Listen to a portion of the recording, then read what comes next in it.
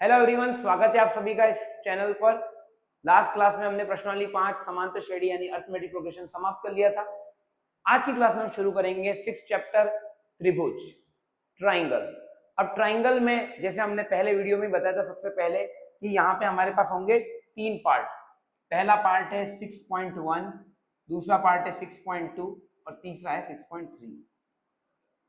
3 प्रश्नावली होंगी। पहले में हम आकृतियों के बारे में पढ़ेंगे, आकृति की समरूपता, और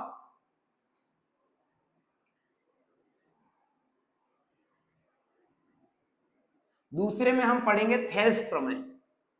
थेल्स प्रमेय के आधारित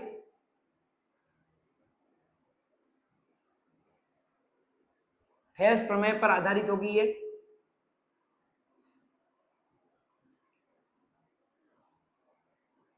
और तीसरे में होगा समरूपता के नियम। तो 3 प्रश्नावलियां होंगी हमारे पास में। अब हम प्लान बता देते हैं। आज की वीडियो में हम करेंगे प्रश्नावली नंबर 6.1 और उसके कुछ गुणधर्म। दूसरी वीडियो में हम करेंगे उदाहरण ये 6.2 से पहले के और प्रमेय। तीसरे में भी करेंगे हम प्रश्नावली 6.2। चौथे वीडियो में करेंगे हम 6.3 से पहले के उदाहरण, और पांचवें और छठे वीडियो में ये हमारे समाप्त हो जाएगी 6.3, और हम 6 वीडियो में इस प्रश्नावली को समाप्त कर देंगे। तो आज से अगर हम गिने तो अगले 6 वीडियो में ये प्रश्नावली हमारी समाप्त हो जाएगी। तो शुरू करते हैं हमारा टॉपिक त्रिभुज। सबसे पहले हम पढ़ेंगे आज आकृतियों की समरूपता। तो आज हम त्रिभुज नहीं पढ़ेंगे, आज हम पढ़ेंगे आकृतियों के बारे में। हम कोई भी चीज देखते हैं वो क्या होती है, एक शेप ही होती है। उस शेप के बारे में पढ़ेंगे। हम उसकी 2 प्रॉपर्टी पढ़ेंगे, यानी 2 गुणधर्म पढ़ेंगे। एक तो पढ़ेंगे सर्वांग समता, जिसको हम कहते हैं कॉन्ग्रुएंसी, और एक हम पढ़ेंगे आज समरूपता, जिसको हम कहते हैं सिमिलरिटी। इन दोनों चीजों को हम पढ़ेंगे। इन दोनों में क्या अंतर होता है, इन दोनों में क्या डिफरेंस है मींस, और दोनों एक दूसरे से कैसे रिलेटेड होते हैं, ये पढ़ेंगे। तो शुरू करते हैं जल्दी से। तो पहला टॉपिक है हमारा आकृतियों के प्रकार यानी पैरामीटर ऑफ फिगर्स। तो एक पैरामीटर का मतलब होता है उसमें क्या क्या होता है। तो देखिए, अगर कोई भी शेप होती है मेरे पास, उसकी 2 ही चीजें होती है। एक तो होता है उसका साइज यानी उसका आकार, और दूसरा होता है उसका आमाप यानी उसका लेंथ और उसके माप यानी मेजर। तो ये दोनों चीजें ही हमारे क्या डिसाइड करेंगे, सर्वांग सम और यानी कॉन्ग्रुएंसी और समरूपता यानी कि सिमिलरिटी। यही चीजें दो होंगी, वो क्या करेंगी, इन दोनों में डिफरेंस पैदा करेंगी, यानी वही इन दोनों में क्या करेंगे, अंतर करेंगे। तो पहला लिख लेते हैं आकार। क्या हो जाएगा, आकार, जिसको हम कहते हैं इंग्लिश में शेप। और दूसरा होगा हमारा आमाप।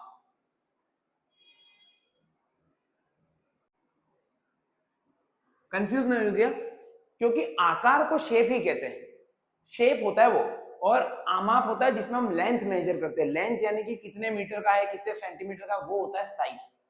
ठीक है, तो ये दोनों के रेस्पेक्ट में, इन दोनों के आधार पे हम क्या ज्ञात करेंगे, हमारे समरूपता और सर्वांग समता। अब पढ़ेंगे हम आकृतियों के प्रकार। तो टॉपिक है हमारा आकृतियों के प्रकार।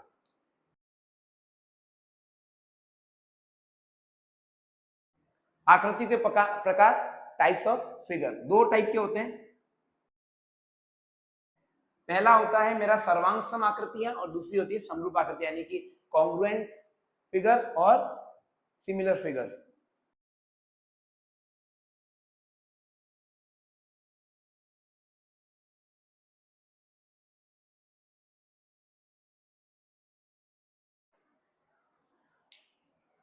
तो 2 होते हैं आकृतियों के प्रकार, टाइप्स ऑफ फिगर्स।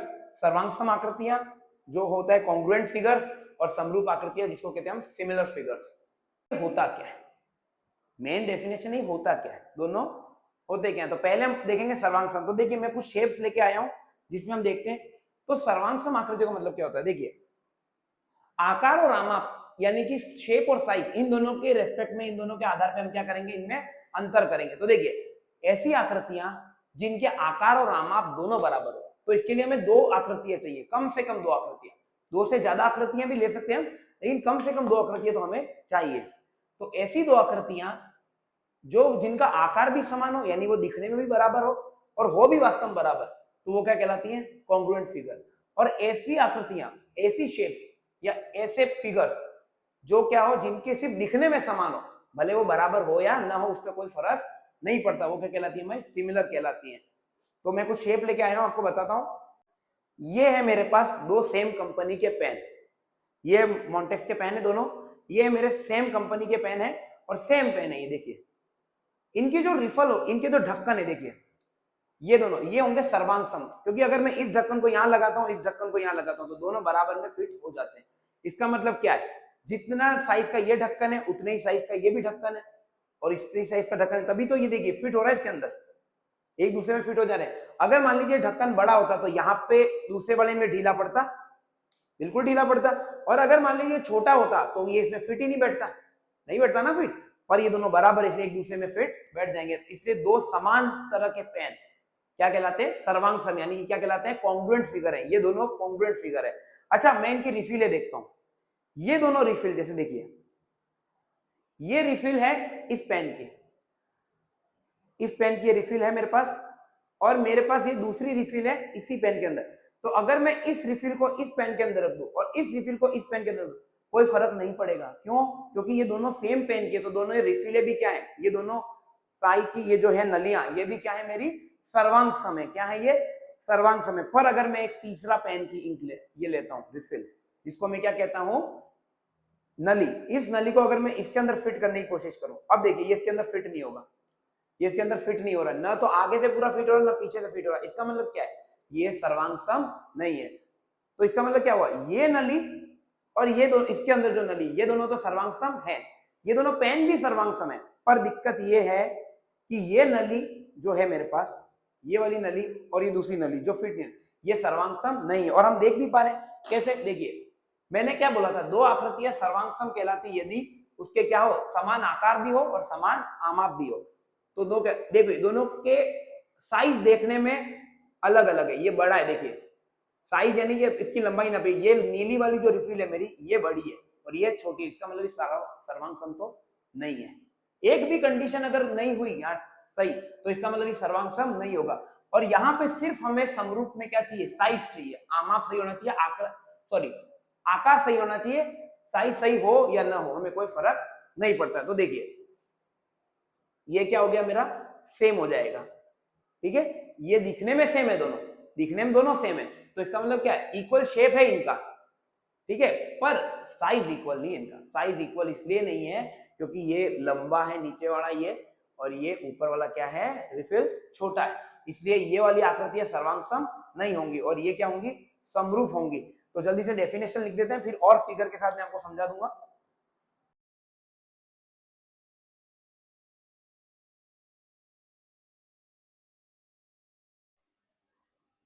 दो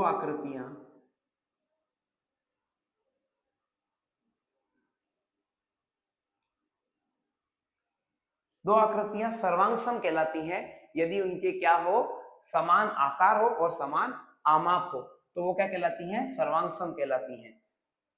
तो इंग्लिश में लिखे तो two figures are called congruent if they have equal shape and equal size.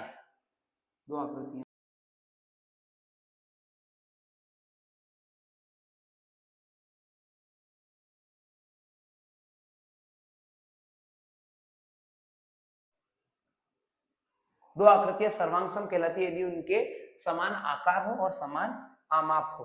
तो फिर समरूप क्या कहलाएगा, तो समरूप कहलाएंगे, हम डेफिनेशन लिख देते हैं समरूप की, तो समरूप की डेफिनेशन हो जाएगी समरूप आकृतियां।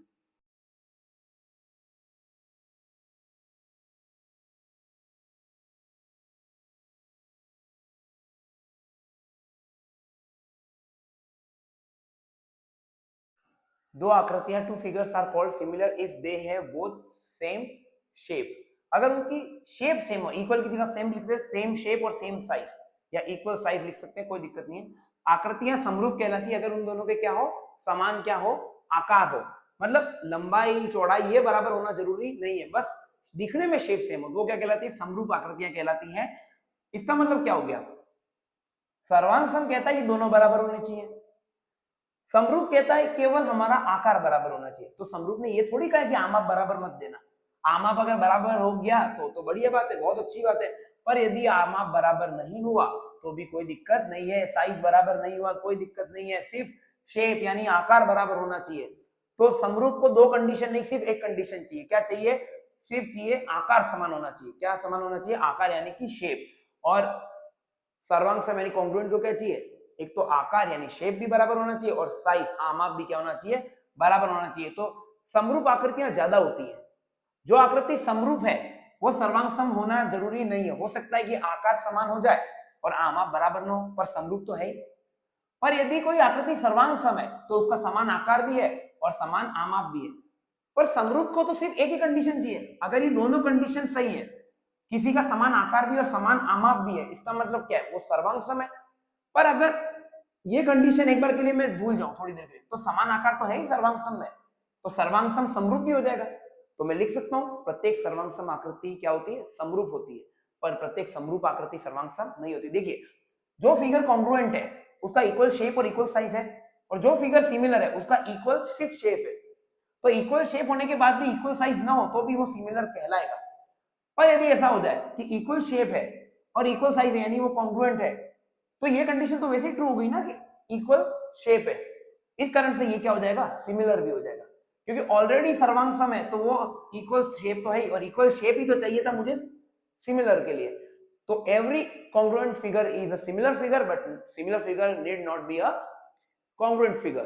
प्रत्येक सर्वांग सम आकृति एक समरूप आकृति होती है, परंतु समरूप आकृति का सर्वांग सम होना आवश्यक नहीं। समान आमाप होना आवश्यक नहीं है। इसमें हो जाए तो सोने पे सुहागा, कोई दिक्कत नहीं, फिर तो वो सर्वांग सम भी हो जाएगा। इसमें समाप आमाप होना आवश्यक नहीं है, आवश्यक नहीं है, नहीं है।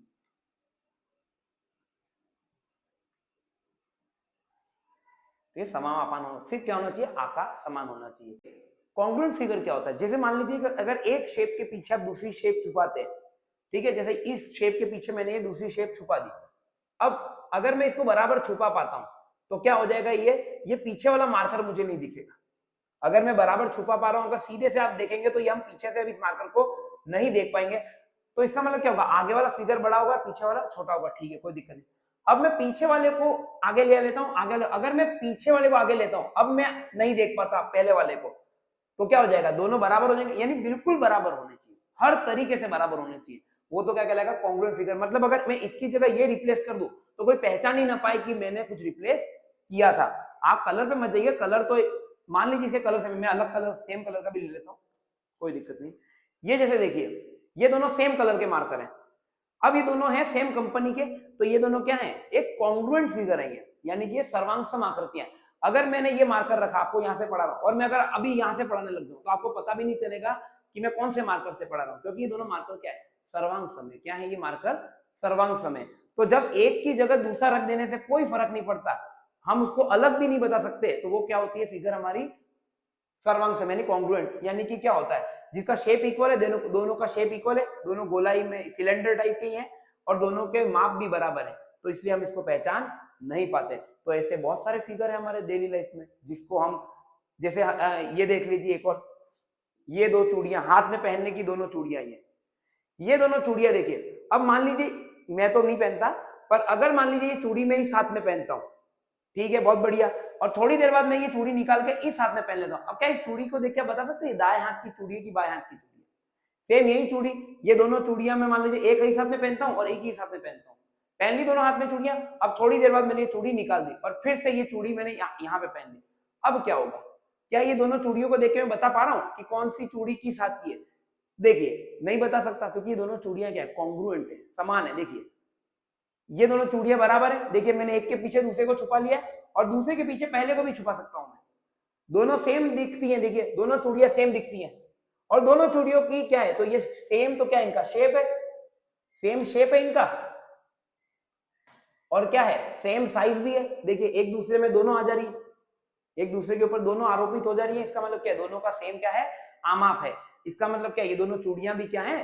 सर्वांग सम है। और चूड़ियां क्या होती है? व्रतित होती है। तो दो समान व्रत, समान त्रिज्या के व्रत क्या होते हैं? सर्वांग सम होते हैं। दो समान त्रिज्या के व्रत क्या होते हैं? सर्वांग सम होते हैं। ठीक है, बहुत बढ़िया। समरूप क्या कहता है? समरूप कहता है कि भाई मेरे ये सब चीजें तो चाहिए ही मुझे। समरूप कहता है तू तो बस मेरे को इक्वल शेप दे दे। मतलब दिखने में समान होनी चाहिए, लंबाई डजंट मैटर, मुझे लंबाई चाहिए नहीं, मुझे सिर्फ क्या चाहिए, दिखने में समान होनी चाहिए। तो दिखने में समान, ये दोनों दिखने में समान है कि नहीं है, भले सर्वांग सम है, ये दिखने में समान है, इसका मतलब ये समरूप भी है। और मैंने वैसे ही बोल रखा है, कॉन्ग्रुएंट है तो सिमिलर है, यानी समरूप है, समरूप है तो सर्वांग सम होना जरूरी नहीं है।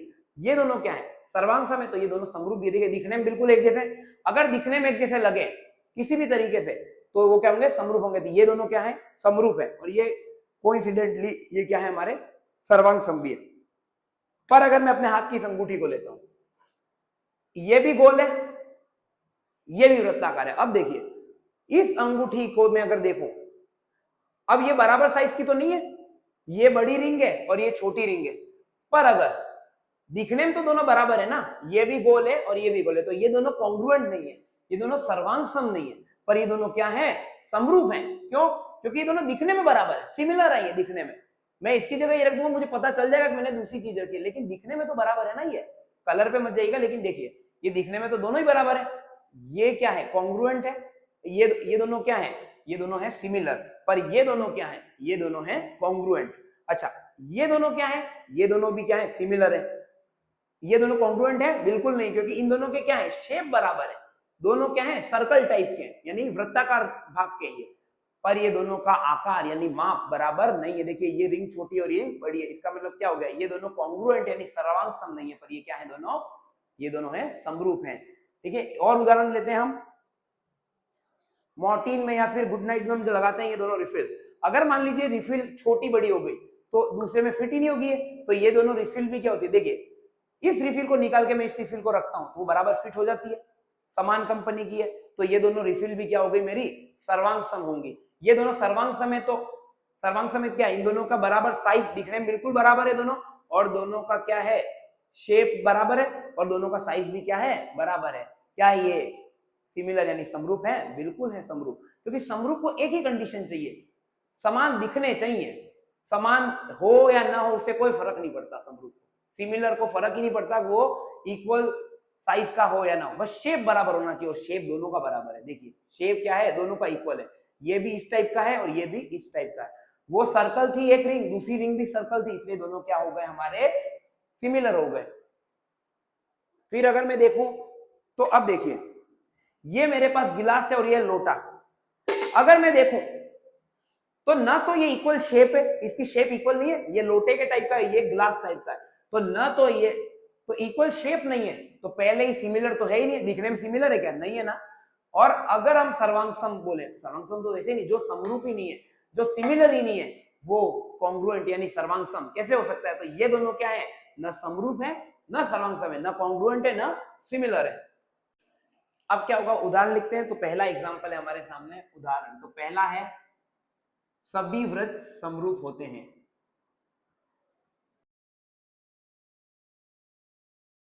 सिमिलर, तो देखिए ये सर्कल लिया मैंने, ठीक है, और एक दूसरा सर्कल लिया मैंने, ये दिखने में दोनों सेम है, थोड़ी थोड़ी ड्राइंग मेरी ऐसी है, यहाँ पे क्या बोर्ड पे किताब में सही आ जाती है, हाँ, तो ये दोनों क्या है, सर्कल ही तो है और सेम दिखते हैं। देखिए ये दोनों का आकार क्या है, शेप सेम है, ये भी सर्कल है और ये भी सर्कल है, दोनों बराबर होंगे। तो ये क्या है, ये इनका शेप सेम है यानी आकार समान है, पर ये आकृतियां समान नहीं, क्यों, क्योंकि क्या है, ये आमाप, ये छोटा सर्कल है, ये बड़ा, जब भी हम छोटा बड़ा कर पाए वो सर्वांग सम नहीं होगा, छोटा या बड़ा जहां पर भी हो जाए, यानी स्मॉल और लार्ज हो जाए जहां पे, वो क्या होगा, हमारा कॉन्ग्रुएंट नहीं होगा। पर अगर सेम शेप के हो जाए, ठीक है ना, जब भी हम, जैसे मान लीजिए ये फिगर है, अगर इसको मैं छोटा कर के यहां तक ला सकता हूँ, बिल्कुल ला सकता हूँ, तो ये क्या हो जाएगा हमारा, जब भी मैं छोटा या बड़ा कर सकूं तो वो क्या कहलाएगा, मेरा सिमिलर फिगर कहलाएगा। तो यहाँ पे लिख दीजिए, यदि किसी आकृति को छोटा या बड़ा किया जा सके,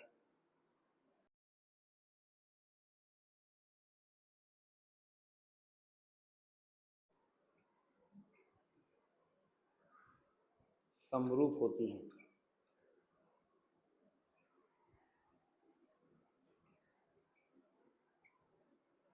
यदि किसी आकृति को समान अनुपात में छोटा या बड़ा किया जा सके, वहां आकृतियां समरूप होती है। मतलब क्या हो गया, तो देखिए अगर मान लीजिए मैं समान रूप से, मतलब इक्वल फॉर्म में, तो मान लीजिए अगर मेरे पास कोई फिगर है, अगर मैं फिगर को क्या करता हूँ, इक्वल रेशियो में बड़ा करता हूँ और इक्वल रेशियो में छोटा करता हूँ, तो वो जो इक्वल रेशियो में जो छोटा या बड़ा किया है मैंने, वो उस ओरिजिनल फिगर की क्या होगा, मेरा क्या हो जाएगा, वो सिमिलर हो जाएगा उसके। तो सभी वृत्त क्या होते हैं, समरूप होते हैं। इसका मतलब क्या हो गया, ऑल सर्कल्स आर सिमिलर। तो क्या हो जाएगा, देखिए इक्वल रूप से इसको छोटा या बड़ा करने का मतलब क्या है कि मैं यहां से इसको छोटा नहीं कर रहा हूं, इसको यहां से छोटा करूंगा तो कुछ ऐसा हो जाएगा, ये ऐसा नहीं करना है, हर ओर से छोटा करना है। हर ओर से छोटा करूंगा तो ऐसा मिलेगा मुझे, और इसको बड़ा करूंगा तो ये मिल जाएगा। तो ये दोनों क्या है, समरूप है। क्या है ये, समरूप, परंतु सर्वांग सम नहीं। समरूप परंतु सर्वांग सम नहीं, यानी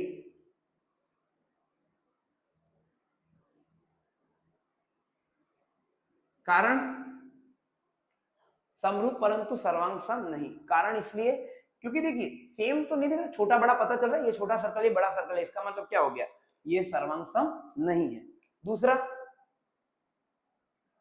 सभी वर्ग समरूप होते हैं, ऑल स्क्वायर्स आर सिमिलर।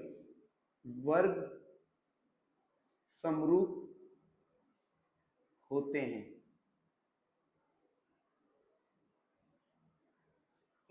सभी वृत्त क्या होते हैं, सभी वर्ग क्या होंगे, समरूप होंगे। ये हो गया दूसरा। देखिए ये एक वर्ग है हमारा, ये वर्ग है हमारा। अब एक छोटा वर्ग और बना लेते हैं हम, ये छोटा वर्ग। ये देखिए ये दोनों समरूप है, पर ये छोटा वर्ग है, ये बड़ा वर्ग है।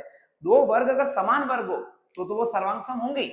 लेकिन अगर मान लीजिए वर्ग ही ले रहा हूं मैं, तो दुनिया का कोई भी वर्ग लूंगा, वो इस छोटे वर्ग के मेरे क्या होगा, समरूप होगा। तो समरूप है ये दोनों।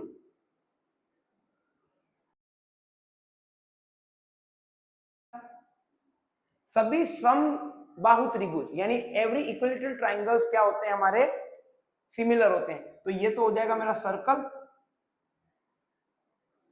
ये हो जाएगा मेरा स्क्वायर,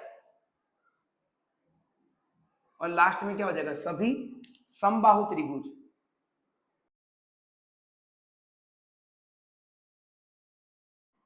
सभी समबाहु त्रिभुज क्या होते हैं, समरूप होते हैं। इसका मतलब क्या हो जाएगा मेरा, एक समबाहु त्रिभुज ये रहा मेरा इक्विलेटरल, जिसकी तीनों साइड बराबर हो, और एक ये हो गया मेरा, ये दोनों क्या है, समरूप है।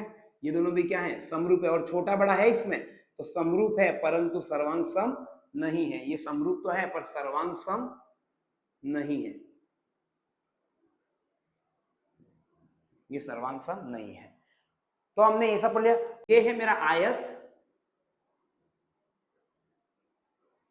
और एक है ये मेरा वर्ग। ये आयत है और ये वर्ग है, लमसम देख लीजिए इसको, यहाँ पे ये वर्ग बना देता हूँ अच्छे से एक बार। ये मेरा आयत है और ये मेरा वर्ग है। अब देखिए क्या ये दोनों समान आकार के, नहीं। समान आकार का मतलब है दिखने में भी बराबर, ये प्रॉपर्टी वाइज बराबर होने चाहिए। तो ये दोनों देखिए, ये एक आयत है, ये वर्ग है, तो ये दोनों शेप इनका क्या है, अलग अलग है। तो यहाँ पे समान आकार नहीं, समान आकार नहीं, अतः क्या हो जाएगा, ये समरूप भी नहीं है ये।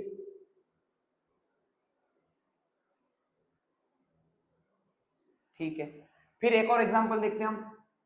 तो ठीक है, तो आपके दिमाग में तो सर इसका मतलब ये वर्ग था, ये वर्ग होता तो होता, ये आयत, और अगर ये आयत होता तो होता क्या, नहीं, फिर भी नहीं होता। क्यों नहीं होता, पहले हम एक उदाहरण देख लेते हैं। ये हमारा एक आयत है, ये भी आयत है हमारा, और एक ये भी आयत है हमारा।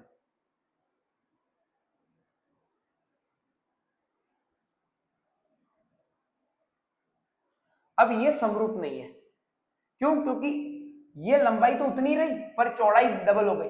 समान अनुपात में होना चाहिए, मतलब इक्वल रेशियो होना चाहिए। जितनी लंबाई छोटी हुई है उतना ही चौड़ाई यानी कि उतनी ब्रेथ भी छोटी होनी चाहिए, या जितनी लंबाई बड़ी हुई है उतनी ही चौड़ाई भी बड़ी होनी चाहिए। तो ये भी आयत है परंतु ये समरूप नहीं है, समान आकार नहीं, आकार नहीं है इसका, तो दिस इंप्लाइज समरूप भी नहीं है ये। ठीक है, फिर कुछ और देखते हैं उदाहरण। तो अगर मैं देखूं दोनों समकोण त्रिभुज लेता हूं मैं यहाँ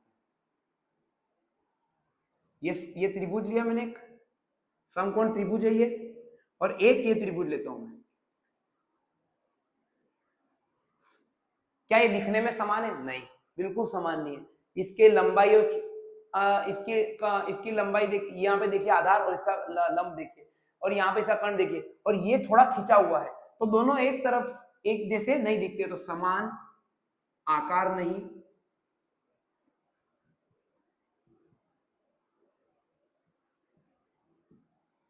तो दिस इंप्लाइज समरूप नहीं। और तरीके से देख सकते हैं, देखिए इसको मैं अगर छोटा करूंगा तो यहां तक ला सकता हूं, और इसको मैं कंप्यूटर की स्क्रीन पे जैसे बड़ा करते हैं ना, जब भी हम स्क्रीन पे बड़ा करते हैं तो क्या करते हैं, मोबाइल की स्क्रीन पे इसको जब ऐसे पंचिंग करते हैं तो क्या होता है, पूरी तरीके से बड़ा होता है। वो यहां से भी इतना ही फैलता है जितना यहां से फैलता है, जितना यहां से फैलता है, हर तरफ से बराबर जाता है वो। अगर मैं इसको जूम करूंगा तो ये ऐसा बनेगा, बिल्कुल बनेगा। इसको मैं अगर छोटा करूंगा तो ये ऐसा बनेगा, इसलिए समरूप है। इसको मैं बड़ा करूंगा ये ऐसा बनेगा, और इसको मैं छोटा करूंगा तो ये ऐसा बनेगा, ये भी क्या है, सिमिलर है, समरूप है। इसको मैं बड़ा करूंगा ये ऐसा बनेगा, इसको मैं छोटा करूंगा तो ऐसा बनेगा, ये भी सिमिलर है। पर इसको मैं अगर छोटा करूंगा तो ये वर्ग ही बनेगा, ये आयत नहीं बन जाएगा। इसका मतलब क्या है, ये समरूप नहीं है। इसको मैं अगर बड़ा करूंगा तो ये, अगर ये डबल हो रहा है तो ये भी डबल होगा, पर यहाँ पे क्या हो रहा है, ये वाला तो ऐसा नहीं सही रहा, नहीं ये वाला डबल हो गया, अरे भाई इसको भी तो डबल करो तब ये समरूप होगा। इसका मतलब समान आकार ही नहीं है इसका। इसको अगर मैं बड़ा करूंगा तो ये ऐसा, ये तो कैसा लग रहा है कि यहीं से ज्यादा बड़ा हो गया। इसको देख, यहां से अगर यहां आना क्या होगा, मेरे को यहीं से ही उसको बड़ा करना पड़ेगा, यहां से बड़ा नहीं करना इसको। पर ये तो सिमिलर है ही। सिमिलर में क्या होता है, हर तरफ से इक्वल रूप में बड़ा होता है। इक्वल रूप में क्या होता है, ये बड़ा होता है या छोटा होता है, तो इसलिए समान आकार ही नहीं है, तो इसलिए ये भी क्या है, समरूप नहीं है। तो आप दिमाग में आएगा, तो फिर समबाहु त्रिभुजी क्या होते हैं, समरूप होते हैं। अच्छा, और चीजें देख लेते हैं हम, और उदाहरण देखते हैं। जैसे मान लीजिए कोई फोटो है, कोई बड़ी फोटो है, अब आपकी जैसे फोटो होती है, मैंने बड़ी फोटो खिंचवाई मेरी, और फिर मैंने इसको छोटा करवा दिया, सेम जितनी फोटो इतने तक खींची, इसी को मैंने पासपोर्ट साइज में छोटे फोटो में ले लिया, तो वो क्या होंगी, सब फोटो, वो फोटोज होंगी मेरी सिमिलर होंगी, वो सब क्या होंगी, मेरी समरूप होंगी। इसलिए वो सब आकृतियां क्या कहलाएंगी, मेरी समरूप आकृतियां कहलाएंगी। एक प्रॉपर्टी लिख लेते हैं,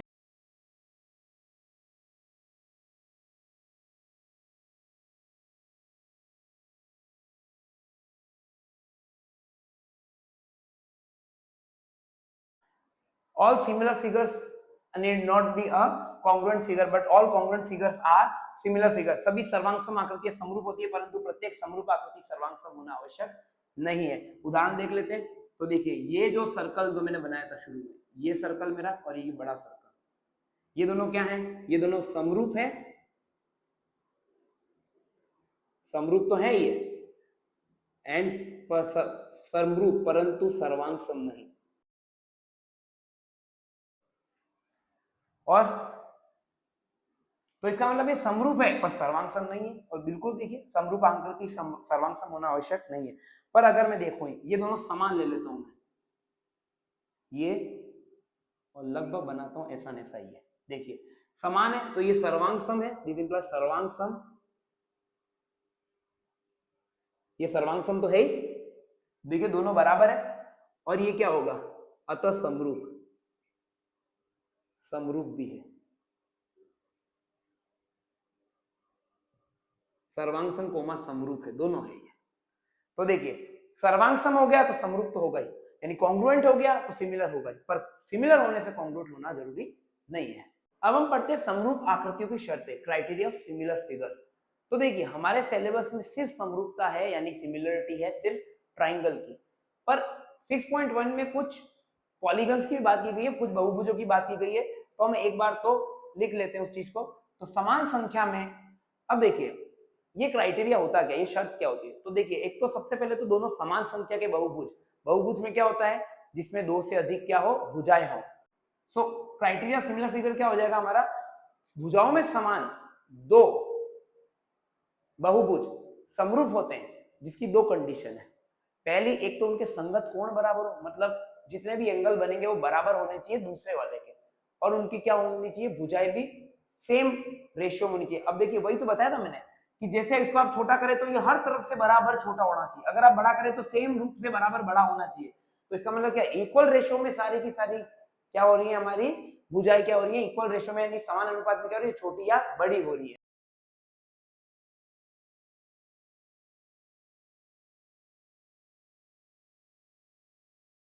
भुजाओं में समान संख्या वाले दो बहुभुज समरूप होते हैं यदि polygons of same number of sides are similar if, तो पहला होता है यदि उनके संगत कोण बराबर हो, यदि दो कंडीशन है, यदि इनके संगत कोण बराबर हो, करस्पॉन्डिंग एंगल्स आर सेम।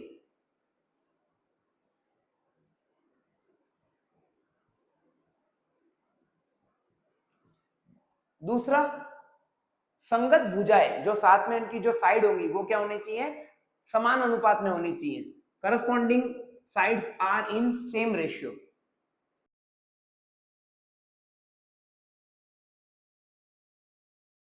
हम प्रोपोर्शनल कहते हैं या समानुपाती कहते हैं, समानुपाती, प्रोपोर्शनल होनी चाहिए। अब समझते हैं कैसे होता है ये, तो देखिए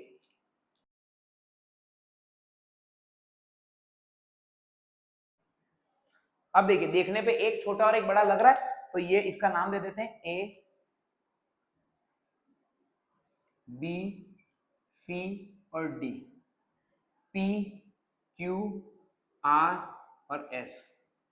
तो इसका मतलब क्या होगा मेरा, देखिए बहुभुज है ये, चार भुजा वाला है, तीन भुजा वाला भी ले सकते हैं, क्योंकि हम त्रिभुज में देखेंगे इन दोनों में से अगर एक भी सही हो गया तो ये काम सही हो जाएगा। लेकिन जैसे ही चार भुजाओं में आता हूं तो ये दोनों कंडीशन हमारी इंपॉर्टेंट होती है। तो एक बात बताइए, ये एंगल क्या कहलाएगा, ये कोण ए, कोण बी, कोण सी, कोण डी, यानी angle A, angle B, angle C, angle D, angle P, angle Q, angle R, angle S, angle को हम कोण बोलते हैं। तो संगत कोण समान होने चाहिए, इसका मतलब क्या होंगे, तो संगत कोण समान में लिख देते हैं यहां पे, तो संगत कोण समान,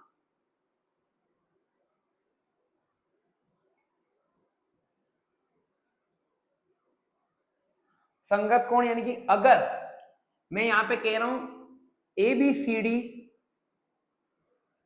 क्या है, पी क्यू आर एस के समरूप है,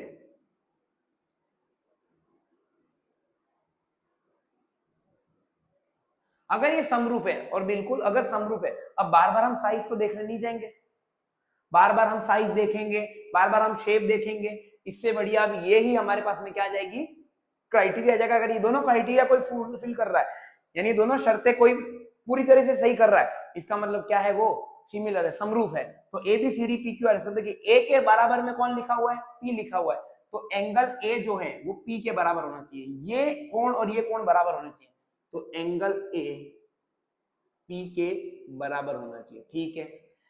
फिर बी है और सेकंड पे कौन है, क्यू है, तो यहाँ पे जो बी है वो क्यू के बराबर हो, समरूप ऐसे लिखेंगे, A B C D P Q R S के समरूप है, क्यू आर एस पी भी नहीं, ऐसा उल्टा नहीं कर सकते, जिसके समरूप है उसी के बराबर लिखा जाएगा, A B C D P Q R S के समरूप है, ठीक है। तो यहाँ पे क्या होगा, ए पी के बराबर कोण होगा, बी का कोण क्यू के बराबर होगा, एंगल सी एंगल आर के बराबर होगा, एंगल सी एंगल आर के बराबर होगा, संगत तभी तो करस्पॉन्डिंग कहलाएंगे।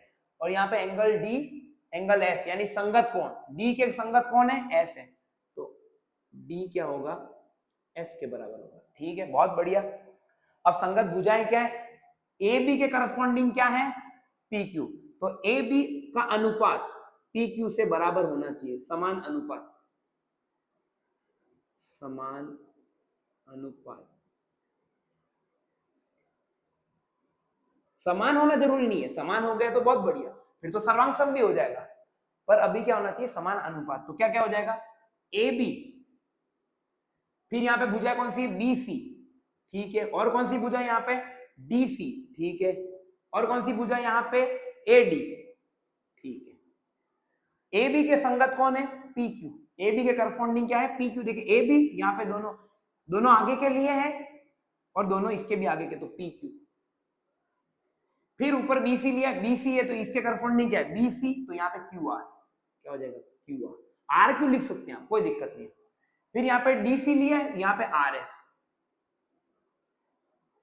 और यहाँ पे डी ए, और यहाँ पे भी एस पी, यानी कि पी एस लिख दीजिए, एस पी। अब ये क्या है, ये चारों बराबर होने चाहिए, तब तो ये क्या कहलाएंगे मेरे, समरूप कहलाएंगे, नहीं तो ये समरूप नहीं कहलाएंगे, ठीक है। भुजाओं में इसका मतलब क्या है, अगर ये मेरा 10 है और ये एक भी 5 हो गया, जैसे मान लीजिए ये 10 है, मुझे पता चल गया ये 5 है, और अगर ये 8 है तो 10 का 5 क्या होता है, आधा होता है, तो अब ये 8 है तो ये भी इसका आधा ही होगा, यानी कितना होगा, 4 होगा। कोण तो बराबर ही होंगे, पर जो साइज है ये अपना आधा हुआ यहाँ पे, और ये भी आधा होगा, मतलब 4 होगा। आई बात समझ में? तो ये क्या कहलाएगा, समरूप कहलाएगा। एक और चीज देख लेते हैं, कभी अपने दिमाग में ये भी आ सकता है कि क्या सर ऐसा हो सकता है कि जैसे ये दोनों आपने क्राइटेरिया लिखवाए, संगत कोण समान और संगत भुजाएं जो है वो समान अनुपात में हो, यानी इक्वल रेशियो में हो, अगर एक ही कंडीशन ट्रू हो रही हो तो क्या मैं इसको क्या कर दूंगा, सिमिलर कर दूं ना। अगर एक भी कंडीशन इन दोनों में से वायलेट, यानी एक भी कंडीशन खराब हो गई है, एक भी कंडीशन सत्य नहीं हुई है, ट्रू नहीं हुई, गलत हो गई, या तो संगत कोण समान नहीं निकले तो भी गलत हो जाएगा, ये समरूप नहीं होगा। और अगर ये दोनों सम के भुजाओं के अनुपात भी समान नहीं निकले, अगर इक्वल रेशियो में भी नहीं निकले, ये जैसे ये आधा हुआ लेकिन अगर गलती से ये आधा नहीं हुआ, ये मान लो 3.9 भी हो गया यहाँ पे, तो भी ये समरूप नहीं होगा। देख लेते हैं उदाहरण दोनों की तरफ से। दोनों प्रतिबंध आवश्यक है, दोनों ही प्रतिबंध, ये दोनों प्रतिबंध है, दोनों ही प्रतिबंध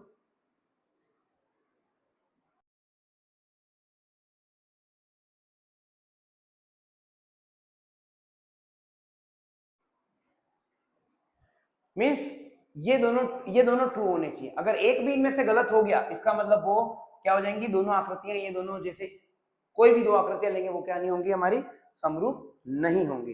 तो लिख लेते हैं हम जल्दी से कैसे होते हैं, ये उदाहरण लिख देते हैं। तो पहले एक एग्जांपल लेते हैं हम, ये देखिए ये हमारा एक वर्ग है,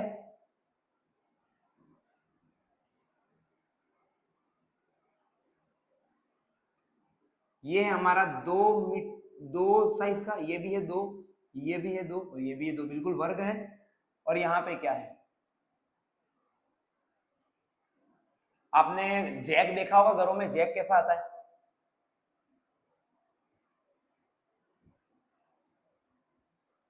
ये भी 2 है, ये भी 2 है, ये 2 नहीं, ये 4 है, सॉरी 4 लिख लीजिए, 4 4, ये भी 4 है और ये भी 4 है। नाम लिख देंगे हम सबके, नाम हो जाएगा ये ABCD, और ये हो जाएगा हमारा PQRS।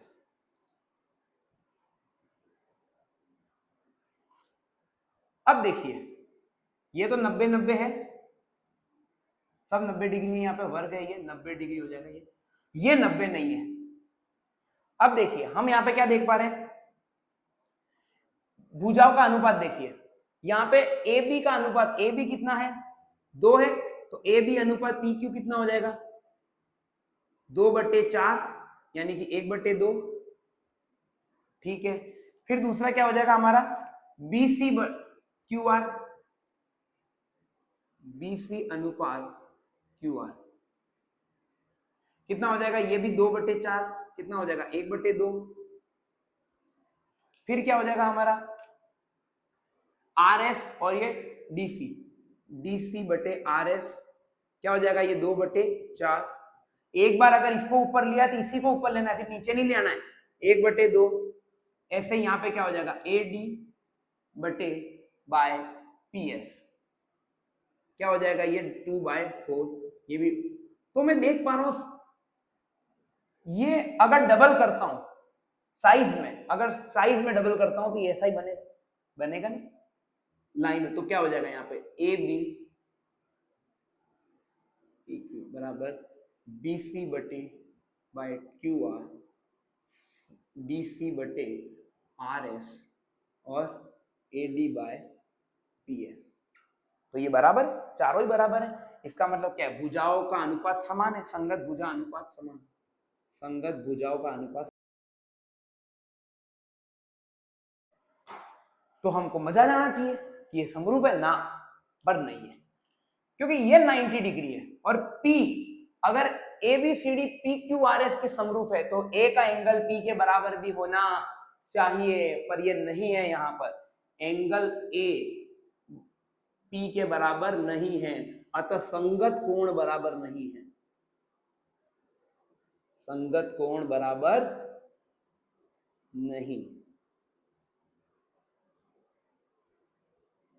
अतः क्या हो जाएगा, ये समरूप नहीं है, एबीसीडी पीक्यूआरएस के समरूप नहीं है, एबीसीडी पीक्यूआरएस के समरूप नहीं है।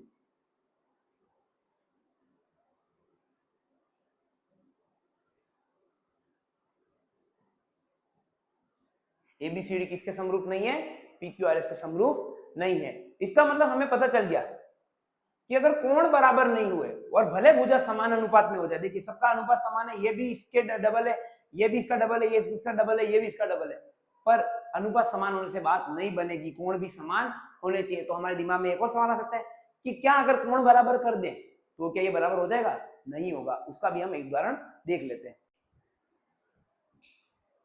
अब अगर हम इसे देखें तो यहाँ पे देखिए ए बी कितना दे रखा है 4, बी सी कितना दे रखा है 3, ये 3 और ये 4 और ये वर्ग है, क्या ये दोनों समरूप है? तो देखिए देखने में तो लग रही है कि समरूप जैसे, पर ऐसा नहीं है। कंडीशन क्या है, देखने में हम धोखा खा सकते हैं पर ये समरूप नहीं है। क्यों, देखिए संगत कोण बराबर है, अगर हम इसमें देखेंगे तो हमारे संगत कोण तो बराबर है। ए बी सी डी क्या पी क्यू आर एस के समरूप है, यहाँ पे इसका नाम दे देते पी क्यू आर एस। तो देखिए कोण ए कोण पी के बराबर है, बिल्कुल है, 90 डिग्री ये है, इसका मतलब ही 90 डिग्री होता है ऐसा। फिर कोण बी भी मेरा कोण क्यू के बराबर है, बिल्कुल है। कोण सी मेरा कोण आर के बराबर है, बिल्कुल है। और कोण डी मेरा बराबर है कोण एस के, यानी एंगल ए एंगल पी के equal, angle B angle Q के equal, angle C angle R के इक्वल और एंगल डी मेरा एंगल एस के इक्वल। इसका मतलब संगत कोण बराबर है, करस्पॉन्डिंग एंगल आर इक्वल्स।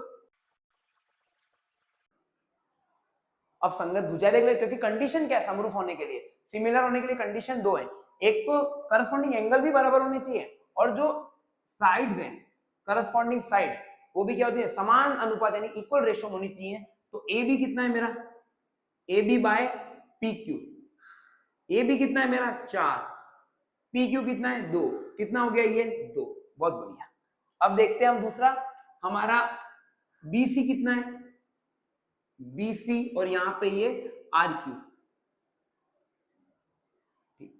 अब आपके दिमाग में आएगा तो क्यों ना सर इसके साथ में इसको ले लें ना, ए बी सी डी अगर है समरूप पी क्यू आर एस के तो ए बी के साथ में पी क्यू ही आएगा, बी सी के साथ में आर क्यू, आप ऑर्डर चेंज नहीं कर सकते। ऐसा नहीं है कि ए बी सी डी समरूप होगा क्यू आर एस पी के, नहीं हो सकता, वो बहुभुज की कंडीशन में आता ही नहीं। बी सी क्या आएगा मेरा, बी सी का मान आएगा 3 और आर क्यू का मान आएगा मेरा 2, 3/2 कितना आ जाएगा फाइनली 3/2।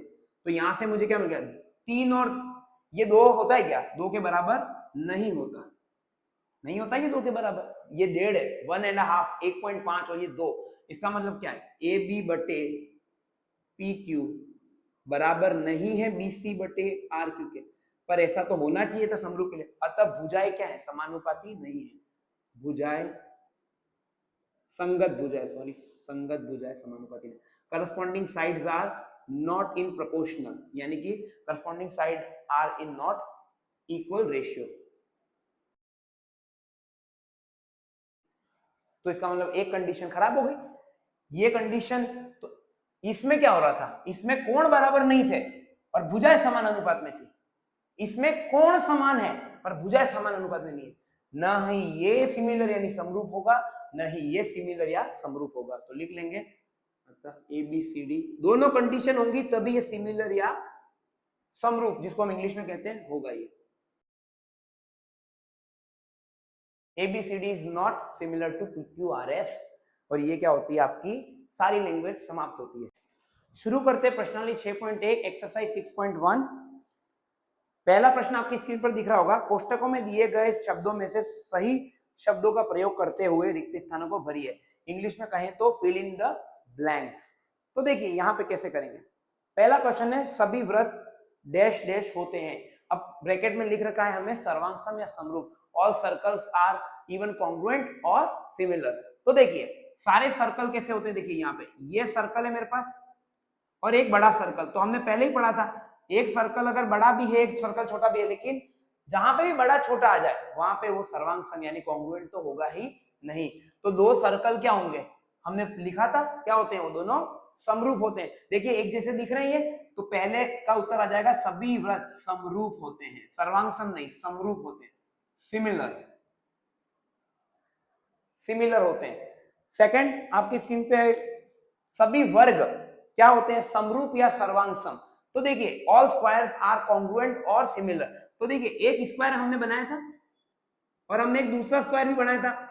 अब देखिए दोनों दिखने में एक जैसे हैं, स्क्वायर भी हैं। तो हम एक चीज बताई थी मैंने, जहां पे बड़ा छोटा आ जाए, ये बड़ा स्क्वायर, ये छोटा स्क्वायर, नहीं बड़ा वर्ग छोटा वर्ग, जहां पे बड़ा छोटा आ जाए वो सर्वांग सम नहीं हो सकता। और ये क्या है, बड़ा ही है इससे। तो सभी वृत्त क्या होते हैं, समरूप होते हैं, एक जैसे दिखते हैं, एक ही नहीं होते। समरूप का मतलब होता है एक जैसे दिखना, ठीक है, यानी कि क्या होना,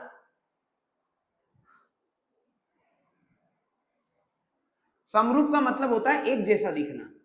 तो सभी वृत्त क्या होंगे, वर्ग क्या होंगे, समरूप होंगे। और सर्वांग सम का मतलब होता है एक ही है ये, इसकी जगह में ये रख दूं कोई फर्क नहीं पड़ेगा, पर यहां फर्क पड़ता है, ये बड़ा है ये छोटा है, ठीक है। सर्वांग सम में अगर एक को दूसरे से बदल दूं तो कोई फर्क नहीं पड़ना चाहिए, ठीक है।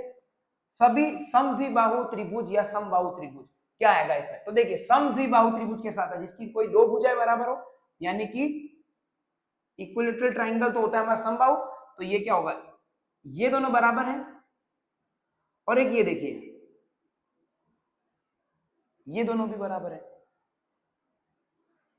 ये दोनों क्या है, समद्विबाहु त्रिभुज है।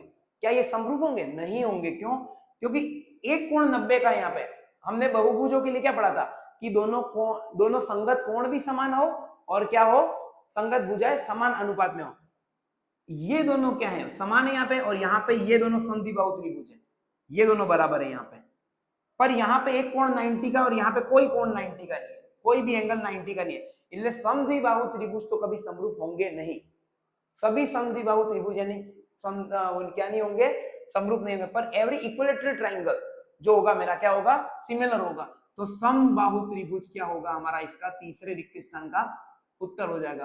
तो समबाहु त्रिभुज क्या होते हैं हमारे, सिमिलर होते हैं, यानी कि समरूप होते हैं।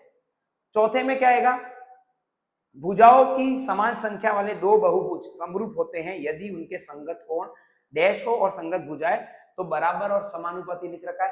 तो हमने वैसे ही थ्योरम में अभी पढ़ा था शर्तों में, पहले में तो क्या आ जाएगा अपना, पहले में आ जाएगा, पहले रिक्त स्थान में संगत कोण क्या हो, बराबर हो, क्या हो जाए, पहले में संगत कोण क्या होने चाहिए, बराबर, और दूसरे में क्या हो जाएंगी, संगत भुजाएं क्या हो जाएंगी, समानुपाती हो जाएंगी। और ये आपका क्या हो जाएगा, पहला प्रश्न खत्म, ठीक है। प्रश्न नंबर 2 दिख रहा होगा, निम्नलिखित युग्मों के दो भिन्न भिन्न उदाहरण दीजिए, give two example of this pairs. तो पहले तो हमें एग्जांपल देने हैं दो अलग अलग, तो पहले तो देना है समरूप आकृतियों का यानी कि सिमिलर फिगर का। तो हमारे पास उदाहरण है, एक तो ले लीजिए सर्कल, उदाहरण नंबर 1 ये सर्कल, ये उदाहरण नंबर 1 वृत्त, ये समरूप होते हैं, बिल्कुल समरूप होते हैं वृत्त। और दूसरा वर्ग, हमें दोनों पता है, दोनों ही लिख लेते हैं हम, क्या फर्क पड़ता है, दो भिन्न भिन्न। तो ये एक तो पहला और ये छोटा, क्या होगा, ये वर्ग, ये दोनों क्या हो जाएंगे आपके उत्तर हो जाएंगे। स्क्वायर, ये हो जाएगा सर्कल और ये हो जाएगा आपका स्क्वायर। ये क्या होगा, एग्जाम्पल ही तो है, ये पहला एग्जाम्पल हो गया, ये हो गया हमारा दूसरा एग्जाम्पल उदाहरण। ऐसी आकृति है जो समरूप नहीं है तो अलग अलग ले लीजिए, क्या फर्क पड़ता है, एक त्रिभुज ले लीजिए, ट्राइंगल, एक तो हो गया ट्राइंगल यानी त्रिभुज, एक ले लीजिए चतुर्भुज, ले लीजिए कोई भी चतुर्भुज, चतुर्भुज जिसको हम क्या लिखते हैं, क्वाड्रिलेटरल, क्वाड्रिलेटरल। ये दोनों क्या है, समरूप नहीं है, ये समरूप नहीं है, ये दोनों कहां समरूप है, बिल्कुल समरूप नहीं है दोनों। ये तीन आकृति, ये तीन भुजाओं का है यानी कि तीन साइड का है, ये चार साइड का यानी कि चार भुजाओं का, तो भुजाएं समान नहीं है तो समरूप कैसे दिख जाएगा एक दूसरे। और दूसरा उदाहरण, ये तो पहला उदाहरण हो गया, ये दूसरा उदाहरण ले लेते हैं। दूसरा उदाहरण कुछ भी ले लीजिए, एक ले लीजिए आयत, ले लीजिए, हमने पढ़ा था एक आयत, और एक क्या ले लीजिए, वृत्त ले लीजिए। ये हो गया मेरा आयत यानी कि रेक्टेंगल,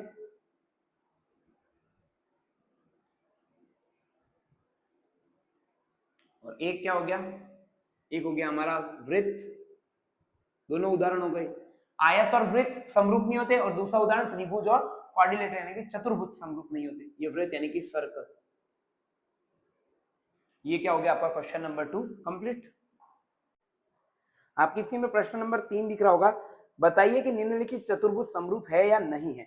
तो देखिए हमें चेक करना है क्या ये दोनों सिमिलर है कि नहीं है, यानी समरूप है कि नहीं है। तो अगर मैं देखूं PQRS अगर ABCD के समरूप होगा तो इसके सारे कोण बराबर होंगे, यानी PA के, QB के, RC के और SD के बराबर होगा। दूसरी चीज PQ का अनुपात AB से जितना है, यानी रेशियो जितना है, उतना ही बाकियों का रेशियो इनके करस्पॉन्डिंग साइड से होगा। मैं देख पा रहा हूं ये 1.5 है, ये 3 है, यानी जस्ट डबल है। ये 1.5 है, ये भी जस्ट डबल है, ये 1.5 है, ये भी जस्ट डबल है, ये 1.5 है, ये भी जस्ट डबल है। पर अगर किसी चीज को अगर मुझे ट्रू करना होता है कि ये क्या है, सिमिलर है, इसका मतलब मुझे इसको हर तरह से चेक करना पड़ेगा। इसकी चारों साइड भी चेक करनी पड़ेंगी रेशियो निकाल के, और इसके एंगल भी मेरे को चेक करने पड़ेंगे।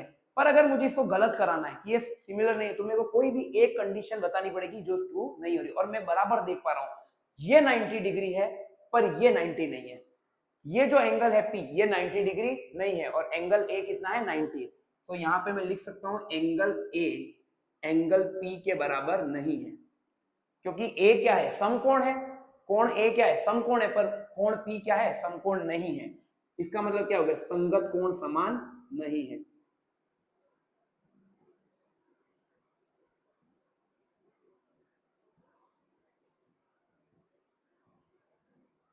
अतः निम्न आकृति, निम्न चतुर्भुज, given quadrilateral is not similar.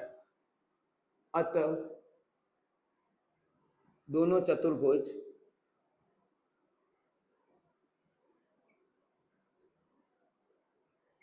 समरूप नहीं है।